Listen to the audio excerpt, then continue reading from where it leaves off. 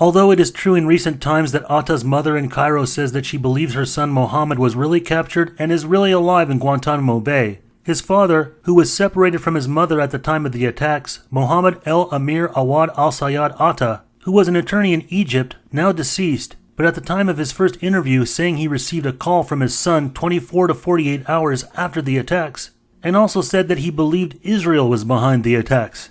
ولا يتم إلا بمعرفة جهاز مخابرات وليس هناك جهاز مخابرات في العالم له مصلحة في أن يحدث هذا الموضوع إلا الموساد وله سوابق الموساد له سوابق وسوابق تكاد تكون نسخة من هذا الحادث. He continued to profess that the Mossad was involved even up until 2004, stating that he believed they killed his son because he had not heard from him in a long time. Atta's father refused to be interviewed for this program unless the New York Times paid $25,000 to a Palestinian charity. But in this earlier interview, he insists his son was an innocent victim of a wicked conspiracy by American and Israeli intelligence. He was religious, sensitive and pure. He wasn't an extremist. Mossad did it. They hit America to weaken the Arabs in order to swallow Palestine. There are a lot of other inconsistencies about Atta's profile reported in the beginning, such as alleging he was involved in a bus attack in Jerusalem in 1986, which he would have been too young for. Atta was said to be in the U.S. on a tourist visa, something that should not have happened because he was reportedly linked to an attack in Israel. And there are some other inconsistencies about his profile as an alleged Islamic fundamentalist that could possibly lend to having been a Mossad asset, particularly when he was witnessed partaking in alcohol and cocaine while living in Florida, dating a pink-haired stripper. According to author Daniel Hopsicker in his book Mohammed Atta and the Venice Flying Circus, who interviewed Atta's former girlfriend in Florida, Amanda Keller, who said that Atta also told her he could speak Hebrew and spoke some of it in front of her, even though she wasn't familiar with the language. According to the French magazine Intelligence Online and the infamous DEA documents pertaining to Israeli art students involved in an ecstasy ring selling art door-to-door conducting espionage before the 9/11 attacks, Mossad agents lived next door to an address of Atta in Florida. There's a lot more mystery behind the Egyptian Atta that we can make an entire film on, as beside for Marwan al-Shehi, who's originally from the United Arab Emirates, we haven't actually focused so much on the rest of the other 7 Saudi nationals and one other United Arab Emirates hijacker from Logan. But as Atta being deemed as ringleader by the media and subsequent worldwide dragnet, al-Shehi as a team leader also in Logan becomes more relevant, since they are the only active Hamburg cell members in the 9/11 plot, besides Flight 93 hijacker, the Lebanese Ziad Jarrah, who appears in the only video with Atta. It was later reported in 2009 by the New York Times that Ziad Jarrah had at least 2 cousins who were busted as Mossad spies in Lebanon, going as far back as 25 years with one of his older cousins, Ali. And there's also reason to believe that Jarrah may have not even boarded Flight 93. So although there's more focus on Saudi Arabia and even some on Pakistan state sponsorship, it wouldn't be too far off or too far-fetched to be suspicious of any Israeli sponsorship or Mossad aid and handling in the vicinity of the attacks, being that it is often claimed that Logan Airport was contracted through Huntley Security, which is a subsidiary of ICTS, which is practically Israeli-owned and operated. Although it may have sounded as a good idea that perhaps through ICTS, the Mossad gave operational support with the hijackers bypassing passenger security with weapons, but such a claim is unnecessary with what's really being uncovered here, as I've already pointed out in other films, is that the internal airport perimeter amongst its employees was the real security problem, and not just for the passenger security screening companies, which also Argenbright Security Service Logan as well. It's been a problem here for years, I have to tell you. They also have had their security successes here, but there have been notorious cases. For example, 2 summers ago, a teenager managed to get over the fence surrounding Logan Airport. He was dressed as an Hasidic Jew. He got over a fence with razor wire on top of it. He went to a 747, got into it, and made his way all the way to London, a notorious case here 2 summers ago. So yes, Logan has had problems over the years. Another great example why an ICTS theory is unnecessary is because of the case in late July of 1999. As Bill Delaney just mentioned and CBS News properly put in a title from an AP article, 17-year-old's Mossad audition, where the young Abraham Derman snuck on board a British Airways flight to London and then Israel, originally departing from Boston Logan. Derman was the stowaway disguised in a Hasidic outfit and was able to do so by penetrating through Logan's security at the airport near the parked airliners, and said he had done this stunt for some sort of initiation to impress 2 Mossad agents.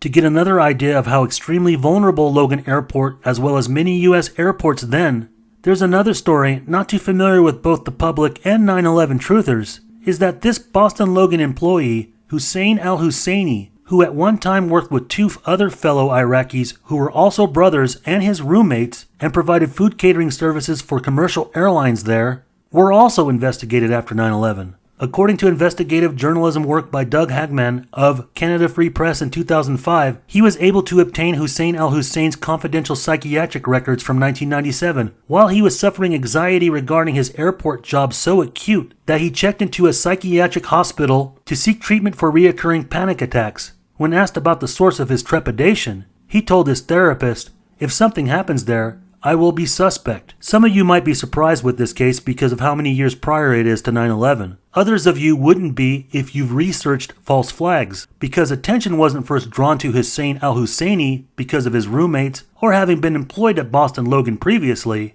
It's because he is one of the infamous prime suspects known as John Doe No. 2, who's the main subject or suspect in a book documented by former Oklahoma City newscaster Jana Davis in The Third Terrorist, that explicitly covers al-Husseini being involved in the Oklahoma City bombing, in which he was seen in the Ryder truck accompanied with Timothy McVeigh moments before the bombing.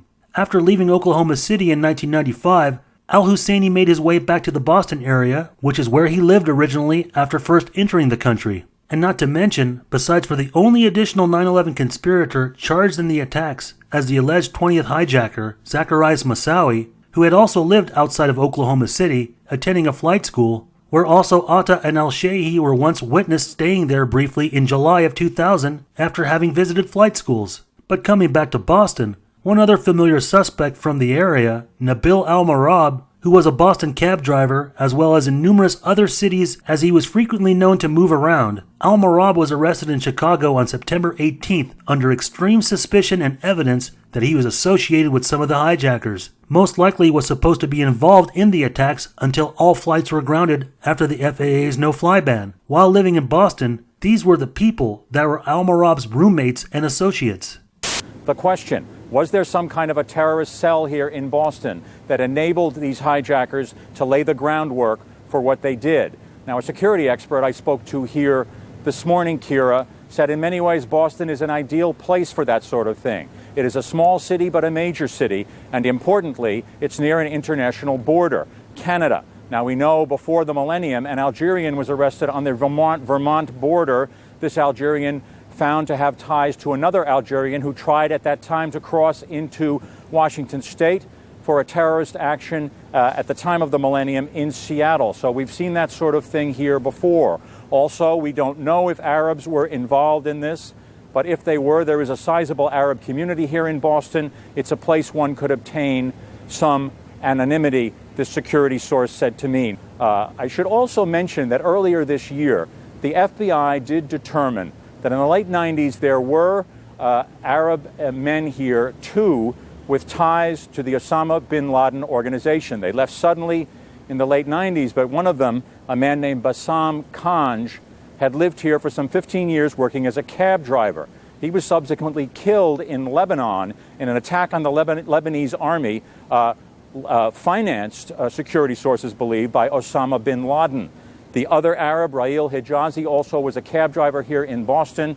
He is in jail in Jordan for an involvement in a plan to blow up a hotel in Jordan that contained mostly American and Israeli tourists at the time of the millennium. So there have been traces of people tied to Osama bin Laden, if indeed Osama bin Laden was involved in this in the past here in Boston. And as I say, hundreds of federal, state, and local investigators now trying to sort out how hijackers got on those 2 planes here at Logan Airport yesterday. Just as with many holes in the official 9/11 story taking shape at this moment, it has never been proven that Osama bin Laden was behind the Millennium Plot, especially for attacks being carried out in Jordan and Lebanon. But as far as this connection of Millennium Plot conspirators to Boston, the Boston Cab Company was also investigated after 9/11 due to the fact that Al-Marab and those cohorts worked with him there, being involved in those terrorist acts in 1999-2000. Plus, working as a Boston cab driver gave them frequent access and familiarity of Logan Airport. Al-Marab also lived off and on in Toronto, Canada, working for his uncle in his print shop, where many people in the neighborhood recognized seeing hijackers Atta and Al-Shehi inside,